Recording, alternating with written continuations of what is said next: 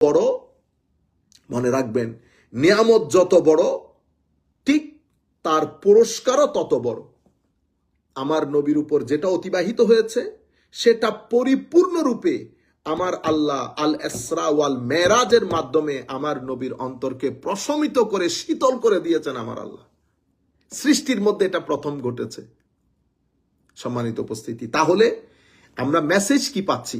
Message হচ্ছে আমরা কষ্টে দুঃখে কখনো, আজকে ওয়েস্টার্ন কান্ট্রিগুলোতে এই যে ডিপ্রেশন বেড়ে অবস্থা খারাপ, suicide rate high, family broken, frustration সোসাইটিতে এভরিওয়্যার।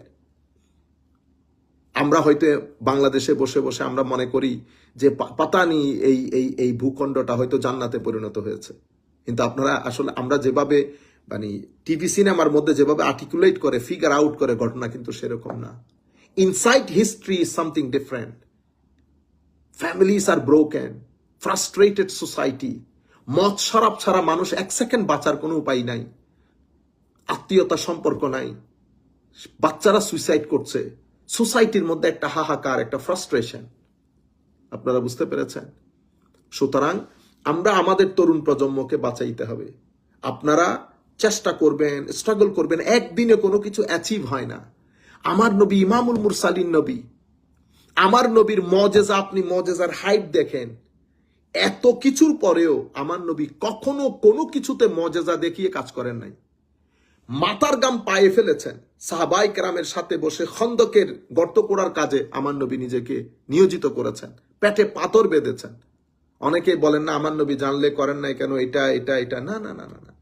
আমার নবী উম্মতের জন্য আইডল, আমার নবী উম্মতের জন্য একটা এক্সাম্পল সেট করেছেন যে এফোর্ট কিভাবে করে একটা বড় টার্গেটকে অ্যাচিভ করার জন্য, একটা মিশনকে বাস্তবায়ন করার জন্য চেষ্টা প্রচেষ্টা কিভাবে করে, সেটার একটা উজ্জ্বল দৃষ্টান্ত আমার নবী সাল্লাল্লাহু আলাইহি ওয়াসাল্লাম।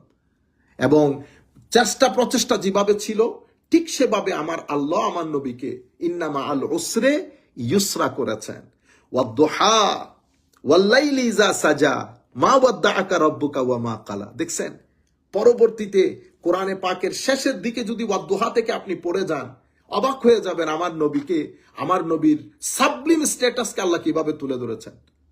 ওয়াদ-দুহা ওয়াল-লাইল, হাবিব, দিনের আলোতে আপনার ভাগদৌড় এই টার্গেটকে অ্যাচিভ করার জন্য, মিশন বাস্তবায়ন করার জন্য, এটা আমার চোখের সামনে।